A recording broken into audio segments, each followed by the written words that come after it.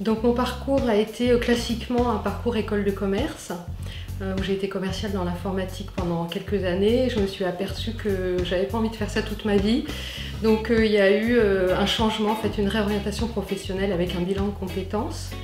Et ce qui m'a toujours plu, c'était vraiment le métier de l'information, mais je ne savais pas vers où me diriger exactement. Et donc j'ai fait un Master 2 gestion de l'information à Sciences Po dans les années 97-98. Et ce qui m'a confortée en fait dans vraiment ce souhait de développer tout ce qui est gestion de l'information dans l'entreprise. Et j'ai intégré à la suite de ça le Crédit Agricole comme chargée d'information et de veille. Et ensuite, 10 ans après, donc en 2009, Crédit Agricole SA m'a proposé, m'a invité à mettre en place la cellule de veille du groupe. Donc là maintenant, on a à peu près 10 ans d'expérience et aujourd'hui je gère une petite équipe et on accompagne 150 veilleurs dans le groupe, que ce soit Crédit Agricole SA, les filiales, également les caisses régionales, à monter leurs projets de veille sur la plateforme. Donc c'est plus de 200 projets de veille actuellement. Et également, on est en charge de l'animation de cette communauté de veilleurs dans le groupe. Mon meilleur souvenir, ou un de mes meilleurs souvenirs, c'est justement quand on m'a invité à monter cette cellule de veille, puisque il y avait absolument tout à faire.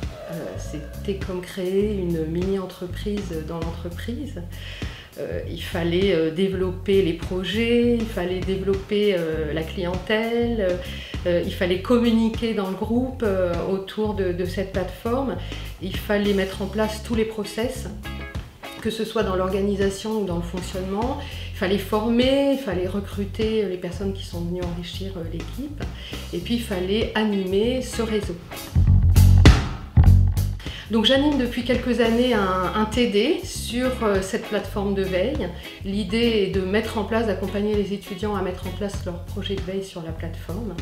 Digimind offre aux étudiants une licence sur toute l'année. Et ce qui est intéressant, c'est que du coup les étudiants peuvent s'en servir pour ce projet qu'on fait ensemble, mais également peuvent s'en servir personnellement pour chercher du travail, pour leur mémoire et pour d'autres projets de groupe dans le cadre d'autres cours. Alors pour moi, l'IRIS propose un enseignement très riche.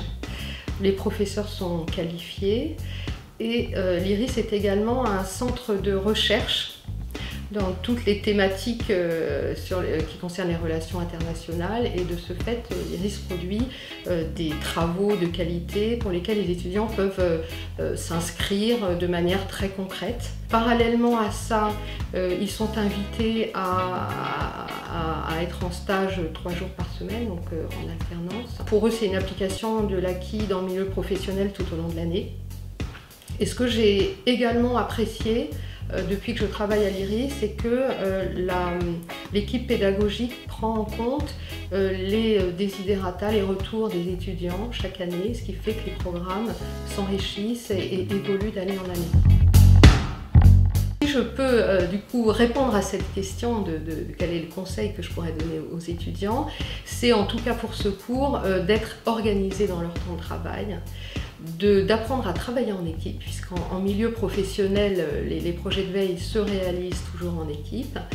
Et également peut-être de consacrer chaque semaine, on se voit à peu près une fois par mois, donc en intercours, de consacrer chaque semaine un petit peu de temps. Pourquoi?